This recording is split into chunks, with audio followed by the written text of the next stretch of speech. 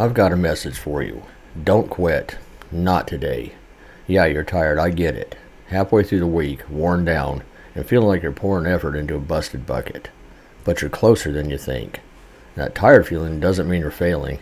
It means you're in the middle of the fight. Now, most people don't quit because they're weak. They quit because they're tired. They're tired of trying, tired of starting over. They're tired of feeling like nothing's changing. But here's the truth. Most people quit right before things start working, and they never even know it. Your life doesn't always change in one giant moment. Sometimes it changes slowly, one decision at a time. And you're one habit away from a better month, one conversation away from a better relationship, one small win away from breathing room, and one no away from protecting your peace.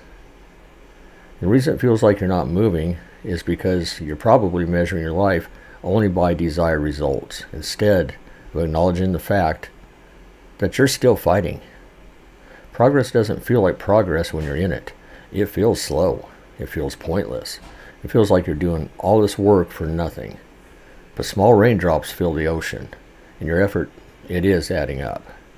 So I have a challenge for you. Pick one thing, one small habit, one intentional decision, one small thing you can do differently tomorrow that your future self will thank you for. One step towards a new life. Because every time you choose a better option, even once, you're proving to yourself that you're not stuck. You're building momentum.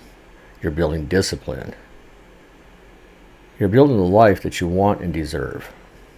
So if you're in the fight, comment below, I'm still in it. And if you're ready to build a better life, subscribe. Because you're closer than you think. Now let's forge your life.